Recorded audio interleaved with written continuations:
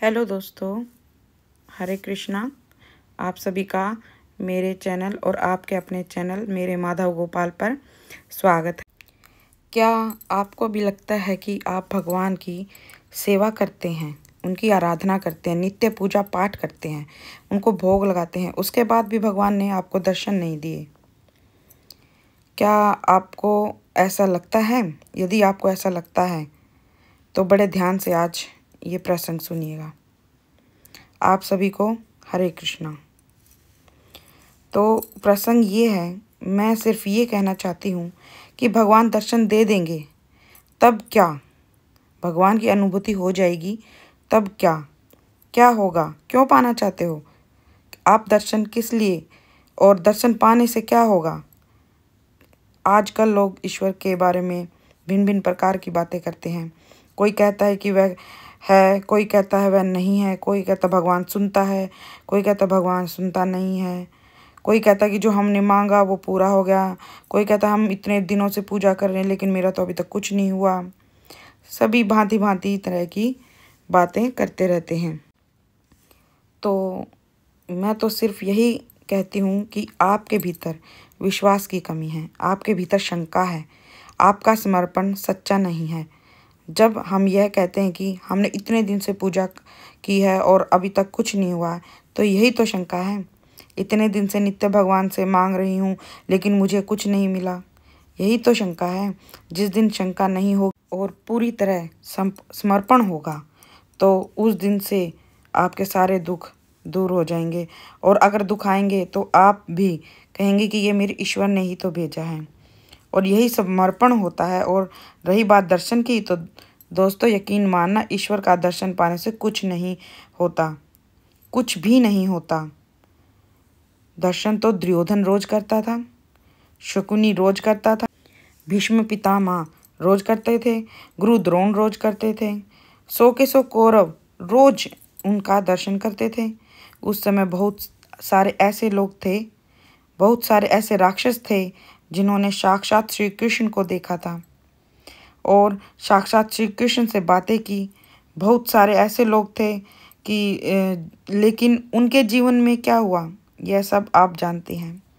क्या हुआ दुर्योधन का, क्या हुआ शकुनी का, और क्या हुआ बाकी कौरवों का, ये आप सब जानते हैं। भिन्न भिन्न प्रकार के राक्षसों का आपको सब पता है। यदि दर्शन मात्र से ही जीवन बदलता तो उनका भी बदल जाता, और दर्शन से जीवन नहीं बदलता। जीवन बदलने के लिए ईश्वर को समर्पण देना होता है, ईश्वर के लिए समर्पण होता है, संपूर्ण समर्पण, और शंका नहीं होता। आप कितने भी मंदिर में जाओ, कितनी भी पूजा पाठ करो, कितनी भी आराधना करो, लेकिन आपके मन में संभाव नहीं है, समर्पण नहीं है, स्वीकार्य भाव नहीं है, सहजता नहीं है, सरलता नहीं है, तो सब कुछ व्यर्थ है। आप कुछ देर के लिए ईश्वर से बातें करते हैं, पूजा पाठ करते हैं, स्वार्थवश उनके सामने बैठते हैं, अपनी इच्छाएं उनके सामने रखते हैं, और उस पूजा पाठ के बाद नित्य किसी से ईर्ष्या करते हैं, किसी को दुख देते हैं, किसी की आत्मा को आहत करते हैं, तो यकीन मानिए वह पूजा पाठ करने वाला, उस समय मंदिर जाने वाला, सब समय व्यर्थ है। वैसे ही दुर्योधन था, वैसे ही जैसे सारे कौरव थे। धृतराष्ट्र अंधे नहीं थे, धृतराष्ट्र अंधे थे पुत्र मोह में। धृतराष्ट्र इसलिए अंधे थे कि स्वयं श्री कृष्ण उनके सामने साक्षात थे लेकिन उनको दिखाई नहीं दिए थे।